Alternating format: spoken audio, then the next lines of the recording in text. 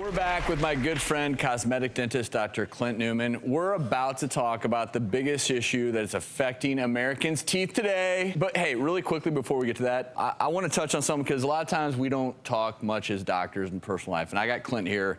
So I'm going to get personal really quick. I never talk about my private life, but Clint is one of my best friends. And about a year ago, most people don't even know this, but I went through a divorce. And I have to say that you were there for me every step of the way. And I just want to take this opportunity to publicly thank you. During the time that was really tough in my life, I could always pick up the phone and call you. I thank you because you helped me through a really tough time in my life. Well, you're welcome. Really, we've helped each other. You're a good man, and it's just good to see you with a little pep in your step. Wow. Again. And rocking the beard. Well, yeah. I call it midlife revival. But speaking of appearances, so this is what's really interesting.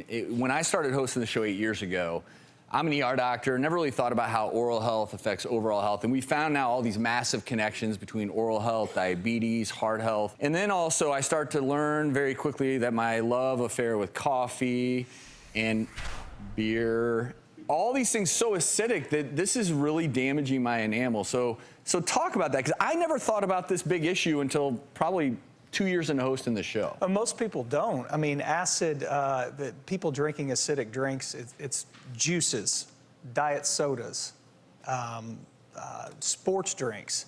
They have no idea how acidic these drinks are. And what they're doing is the acid is just pulling the calcium out of the teeth and eroding the teeth slowly. If you look at that chart, look at the bottom. Battery acid is a 1 pH. You start losing enamel at 5.5.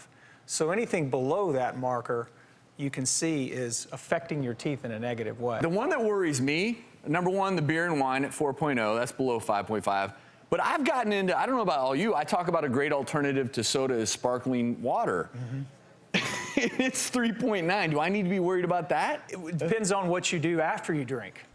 Well, I sometimes drink it right before I go to bed and brush my teeth. Am I doing a bad thing? Well, you want to wait at least an hour after you've had some acidic meal or an acidic drink to brush your teeth, because that acid is softening the enamel structure. And then when you brush immediately after, you're brushing away. And you're not brushing it a ton, but over time, it has a massive effect. So people look at this chart and look at everything below 5.5. If you're using or drinking that or eating that, do not brush your teeth for at least an hour after. Now, there are things you can do, though. If you, let's say you do have one of these beverages. Let's say I rock a mineral water, sparkling mineral water. Right. And I don't want to stay up for an hour. No. What can I do? For 10 seconds, take a glass of water and just swish it around. That's going to help neutralize it. Another thing is, after you've had an acidic meal or some type of acidic drink, you know, the salivary glands are important. Saliva is washing out the acid, neutralizing the acid. And so you can even chew sugar-free gum to activate those salivary glands and get the ball rolling on the saliva. So, and chewing gum and all that good stuff. I will say, selfishly, I love having a good friend who's a dentist. And I mean, like, until you get to be in your 40s, you don't think about your teeth. But I'll tell you, the staining, the ruining of the enamel, this is all a big deal, because once you lose those teeth in that enamel, it never comes back. Luckily, we have cosmetic dentists like you who can put in veneers and all that good stuff. Well, we want to educate people. Well, these are really good tips. Thank you, my friend. Absolutely. More to come. Thank you.